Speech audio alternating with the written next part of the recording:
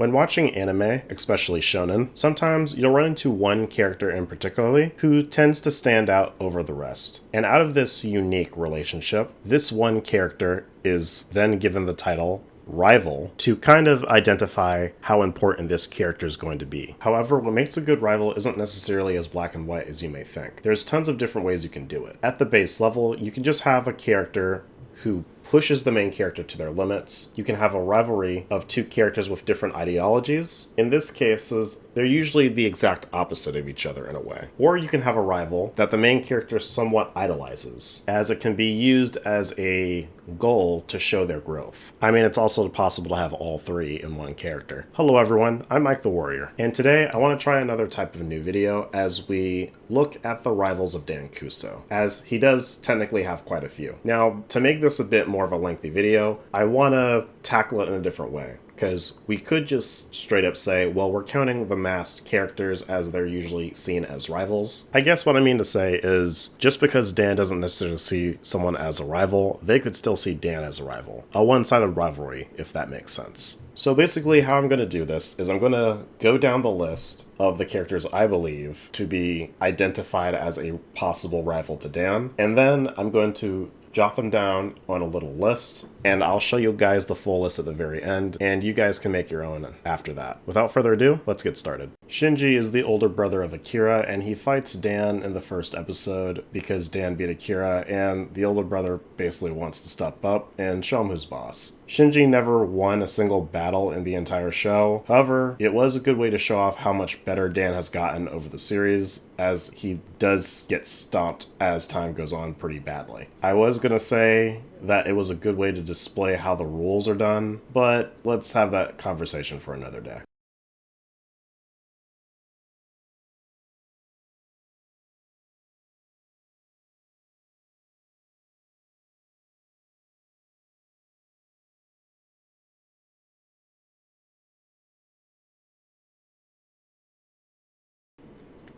As I stated earlier, he never won a single battle, and he battled Dan 5 times. The closest he ever came to winning was because it was a 2v3 with Dan and Runo versus him, Akira, and his little sister. And the only reason he had any chance was because his little sister carried him practically the entire time. I guess you could say it's a 3v3 because Alice was there and Alice was trying to give them a strategy. Eventually Runo decided to listen. His final battle is against Shun, who claims he actually has good strategies, but he has problems executing them, which is why he sucks so much. I won't be surprised if anyone claims that they forgot that he exists, because honestly, I forgot his name. When it comes to rivals, I do think he's at the very bottom of the list. Originally, I had a lot more to say here, but in reality, Runo only fought the real Dan one time and vice versa, so it's a bit hard to actually consider her a rival, though in the dub she does claim that Dan is her rival. The battle she has against Dan is kinda against her favor, as Runo had one of the most diverse strategies of the original season, as it was basically supposed to be her having her Bakugan team up and give each other power, more or less. Cut and Saber basically had the ability to throw Tigrera into any battle, so it was most of the time a 2-on-1. However, her battle with Dan is a 1v1 against Drago and Tigrera, so it's not technically her at her best, which is a shame, because I do think a full battle between the two could be interesting, but at this point it's been pretty obvious that Bakugan's kind of going in a different direction with the battles, as they eventually did. And even though they don't battle a lot, Runo was the one who usually argued with Dan the most. Now, it was because they had romantic feelings for each other and all that. So I guess you could say that they somewhat clashed psychologically, as they did seem like complete opposites at the time. Shun is Dan's first true rival. Originally, he was number 1 in the rankings before he fell off after his mother's passing. He and Dan both worked together, and they created most of the rules for the Bakugan game, as originally it was a bunch of kids around the world got online and they made a game out of it. They battled 3 times, and it was to serve the purpose of showing how far Dan has come, much better than it was with Shinji. Because in their second battle that's happening in the present, Shun beats Dan with Skyrus, and he probably could have beaten Dan beforehand, as in their flashback battle, Shun was going through a little something. It was his problem. Regardless, during their final battle, in the original season at least, Shun has been able to evolve Skyrus just like Dan was able to evolve Drago, and they always kind of reminded you that Dan could lose to Shun and then just completely fail his test. So when it finally came for their battle, there was actual tension here, as all the brawlers had to give it their all, so Shun couldn't hold back, as he can't just give Dan the win. But after they give it everything they got, Dan is able to pull off the win, and he's able to surpass Shun and takes the number 2 spot before eventually taking it from another character we'll be talking about soon. They do have one more battle, and it's in Mactanium Surged Part 2. It's in the very beginning. They're in a tournament, and the G-Power has completely been removed from the show at this point. Well, it comes back at the end of the season, but they have their little battle, and at the end of it, it is implied, based off of the dialogue, in the dub at least, that Dan was only able to win because he copied one of Shun's ninja tricks, which Shun wasn't expecting, as they know each other so well, which says a lot because Drago has evolved so much, and Shun can still come up with a strategy to try to take Drago down, and it also says a lot about their friendship. Unlike some of the others, who we'll get into later, Shun's skills shouldn't really be put into question. Like I said before, he was number 1 in the entire world for a while, so in my eyes, he deserves to be an S. Masquerade shows up in the second episode, and he's the first villain in the entire series. The following episodes treats his first battle with Dan as a draw. For plot reasons, Drago couldn't lose that battle or he'd be dead, but in the episode with how it ended, Dan clearly views this as a loss in his eyes, and it was clear that this isn't going to be the last time we see him. The next thing we know, Masquerade is number 1, taking his spot from Shun, and because he is Alice, he knows practically every move Dan and Drago are going to make, and during their second actual battle, if we're not counting the 2v1 with Shun, well, that was kind of a free-for-all, but you get my point. Masquerade and Dan have their rematch, and this time he beats Dan properly and sends him to the Doom Dimension along with Drago. Specifically, he sent Drago to the Doom Dimension. Dan went in after him. And at this point, it generally felt like there was nothing they could do to stop Masquerade. Even after the Brawlers ended up evolving all of their Bakugan, Masquerade, after his battle with Joe, went to the Doom Dimension and evolved his Bakugan as well. So now Dual Hydronoid was Alpha Hydronoid. And we had probably one of the most unique battles in the entire series, as the whole point of the final battle between Dan and Masquerade was these two fights, and then they had a draw, and then they fought, and then they had another draw, and it was basically the same process over and over again until one of them messed up. And it could be seen as intentional,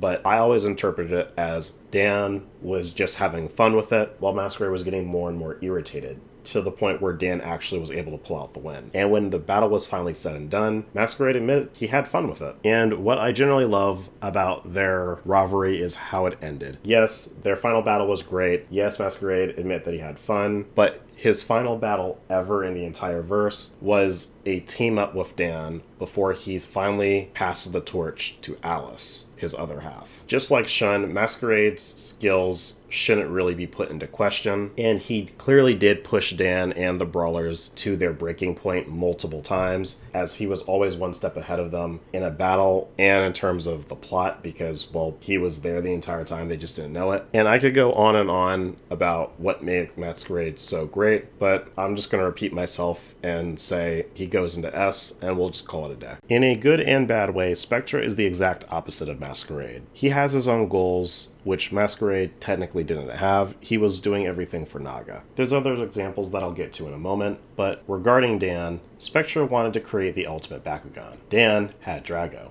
So, at first, he just saw Dan as a mere stepping stone to getting to what he wants. However, the big difference between Masquerade and Spectra, while they both did beat Dan, Spectra didn't banish Drago to the Doom Dimension, he straight up took him. And forcing Dan to fight Drago, he was able to hurt Dan in a way that no one else really was able to do. And once Dan was able to get Drago back after a really emotional battle, the rivalry officially became personal, as Spectra now knew for a fact that Dan was always going to get in his way. And as Spectra and his Bakugan Helios started getting better and better, Over the course of New Vestroia, Dan was always able to catch up to him no matter what, and Spectra came off as a little Vegeta Kaiba-ish around this time, of how obsessed he was with wanting to beat Dan. Eventually, Spectra is the first person in the series to discover Battle Gear, as he gets some data from an unknown source, and for a brief moment once he teams up with Dan, he is successful in surpassing him. However, it's a little too late for two key reasons. The first one is, after this battle, Drago immediately evolves, and he's able to surpass Helios again. And the second reason is Gus is to believe to be killed off around this time, so while he finally accomplished his goal, Spectra clearly felt lonely now that he was at the top, at least in his head, but he didn't really have anyone to share this opportunity with. After his final loss to Dan, he comes around and finally joins the Brawlers. Alright, Spectra fans, sit down for a second, because I want you guys to hear me out while I try to defend myself. In terms of skills, Spectra was clearly shown to be the best before Dan showed up. And even while Dan's here, for the most part, Spectra seems to be second best, if we're not counting Xenoheld, because there's a lot of BS that goes there. However, my biggest problem with Spectra, and I want to say that wins aren't everything. However, it is a little hard to take Spectra seriously at times when his losses get so laughably bad. And by bad, I mean humiliating. Burning Infinity is something that I just can't let go of. And then the following battle, it gets even worse. And even when their rivalry is done, Dan has to train with Drago so he can use Battle Gear properly. And they could use anybody. They have so many characters where they could test it out. However, for some reason, it has to be Spectra again. And even when the rivalry is done, Spectra is not his real name, as some of you know. It's Keith. And I don't understand why he has to keep reverting back to Spectra every time he has to battle. Maybe it's just because Spectra is cooler than Keith, I guess. It's not the end of the world. And maybe this is just, again, me comparing him to Masquerade. And the difference here is we knew who Alice was. We don't know a thing about Keith besides the fact that he's Alice Mira's brother. I'm sorry. And there's just a bunch of little things that add up for me with Spectra that makes it a little frustrating. And because of that, I can't necessarily put him in S. I will probably put him in A. If you guys feel like Spectra belongs in S, I understand. But this is just how I feel. We're now going into the territory where a lot of people aren't going to know what I'm talking about as much. Mainly because Gundalian Invaders is around where a lot of people just straight up dropped the show. We had double the amount of villains this time around compared to New Vestroia. And in the first arc, we had a character, Sid, who kind of was the rival for Dan this time around. He's one of the Gundalians that showed up, and he is the second one that we see. And he battles Dan a total of 4 times before he's eventually killed off. And he has some beef with Dan because he keeps losing to Drago, but it's not as big or personal as it was with Spectra or Masquerade. However, he is able to beat Dan. He had help from Zenith, his partner, and if I'm being honest, to some extent she kind of did carry him, but Sid did have some pretty interesting abilities, and Ravenoid was a very unique Bakugan compared to the rest. His final battle with Dan is a 2v1. Like I said earlier, after this he ends up getting killed off, but that's kind of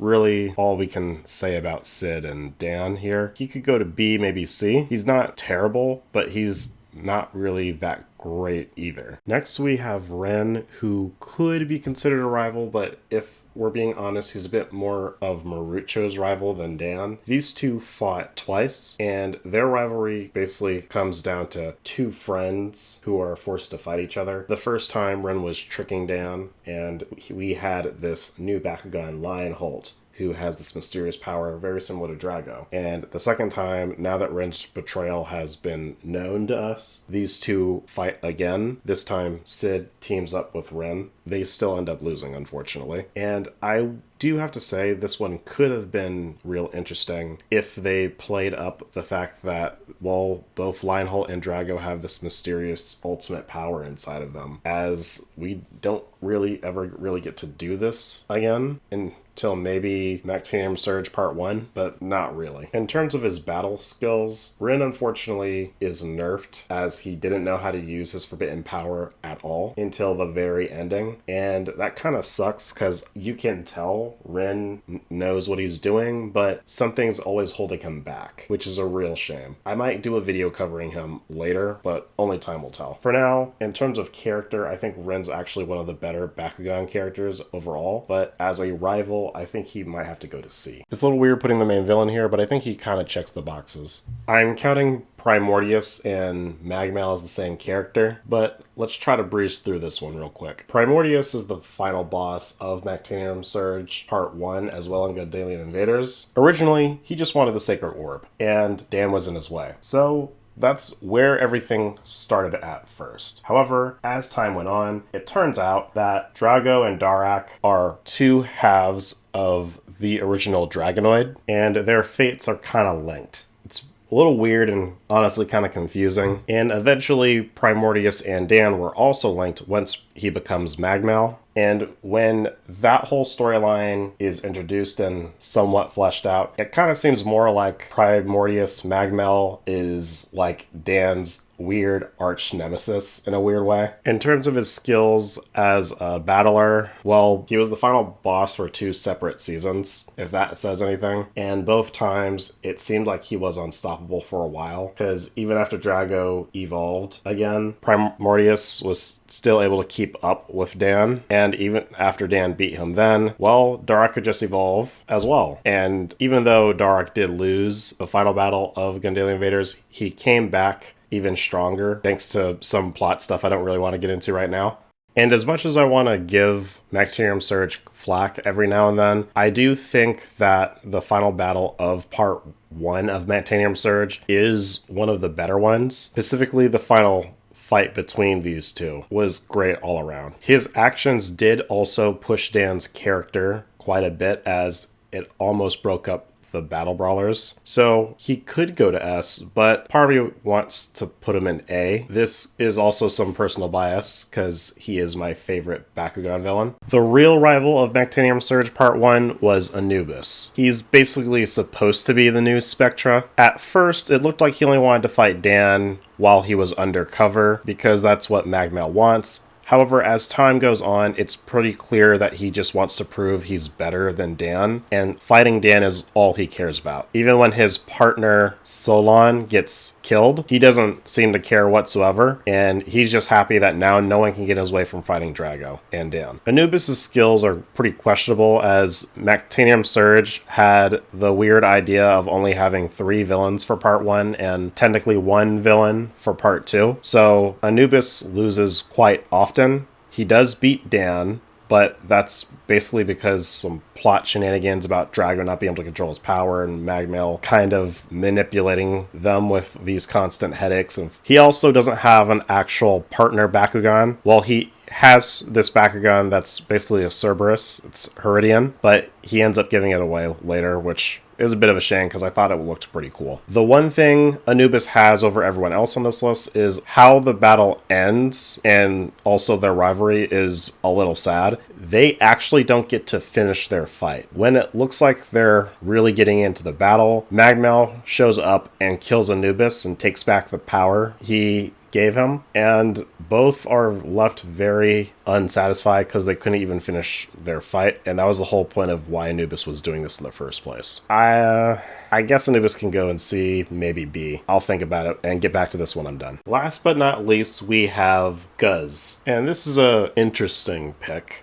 Yeah, I guess that's the right word for it. So Guz is introduced in the first episode of Mactanium Surge Part 2, and his backstory goes as followed. Sometime between Part 1 and Part 2, he ran into Dan. Dan beat him so badly that he swore that he would get better, and him and his partner Reptak trained so hard that they are now on equal playing field as Drago and Dan. So during their rematch, it gets interrupted, and Guz goes into really long coma, and the villain Wise Man takes his form. When Guz finally wakes up, a big misunderstanding happens, as Dan now has Riptac, and the Brawlers are convinced that Wise Man is Guz because, well, they saw him without the mask. Later, as the misunderstanding gets cleared up, when Wise Man's true identity is revealed, Guz is clearly upset and challenges Dan once again with a new Bakugan. Dan ends up winning. They later team up to fight Cordogon, who is Wise Man, and then the series ends with them being able to finish their battle at the end of the tournament, with obviously Dan winning. And here's the thing. Power creep has always been here in Bakugan, but this is one of the best examples of when I think it's a little too far. We know nothing about Riptac besides the fact that he's Guz's Bakugan, and I guess they just trained really, really hard. But these two characters who came out of literal nowhere are now better than Hydronoid, Naga, Helios, Darak, all these other characters. And I only say that because we see the G power at the start, because they brought it back for the final battle, and we see that he's literally on the same level as Drago, who has evolved so many times. This is Drago's ultimate final form. And I guess it would be a bit easier of a pill for me to swallow if we could have seen this develop somewhere in the background. And I know it's not entirely Part 2's fault. Well, it kind of is. If they had tunnel vision and had a whole plan laid out, maybe they could have shown us this in the back.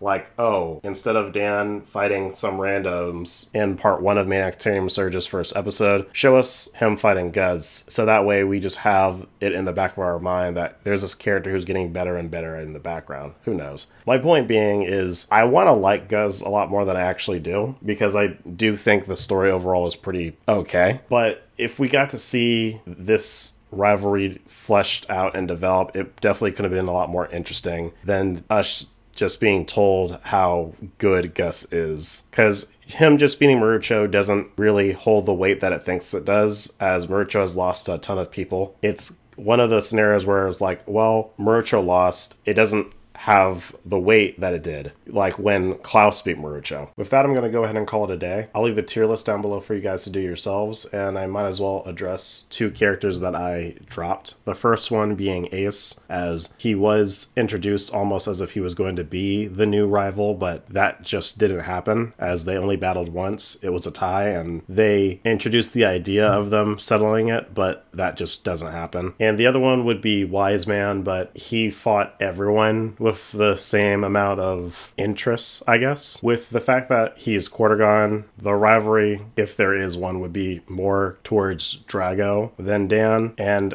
I do plan on doing a rival video for Drago, as that one, as I do already have the lists down, is a lot shorter. And I think we actually have a bit more interesting things to talk about with that one. Without further ado, I'm Mike the Warrior, and I'll catch you guys next time.